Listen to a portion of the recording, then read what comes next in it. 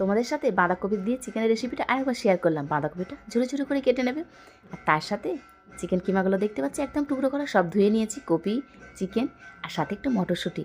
প্রথমে কড়ার মধ্যে সরষের তেল দিয়ে লবঙ্গ এলাচ দিয়ে পেঁয়াজ কুচি দিয়ে দেবে। পেঁয়াজ কুচিগুলো লাল লাল করে ভাজা গেলে একটু আদা রসুন বাটা পরিমাণ মতো দিয়ে ওটাও নেড়ে চেড়ে ভালো করে লাল লাল করে ভেজে নেবে।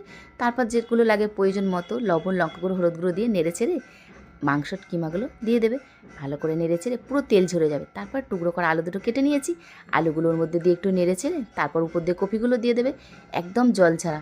শুধু ভালো করে নেড়ে চেড়ে ঢাকনা লাগিয়ে দেবে। 10 মিনিট পরে খুলে দেখবে মটরশুঁটিগুলো দিয়ে দেবে।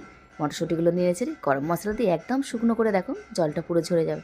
রেডি হয়ে গেছে বাঁধাকপি দিয়ে চিকেন কিমা। দারুণ খেতে লাগা। শীতের সবজি তো এমনি খুব ভালো লাগে, যা কিছু খাবে সব হজম হয়ে যায়, তাই তো? রেডি হয়ে গেছে, নামিয়ে নিয়ে তার সাথে আরও কিছু হয়েছে বলো তো। একটু মুসুর ডাল বানিয়েছিলাম, মাছের ঝাল আর বিট আলু ভাজা। শরীরের পক্ষে তো অত্যন্ত পুষ্টিকর জিনিস, এটা তো জানো। আর শীতকালে যা কিছুই খাও সব কিছু পুষ্টিকর, হজম শক্তি খুব ভালো করে। এটাই ছিল আজকে দুপুরের রেসিপি বাঁধাকপি।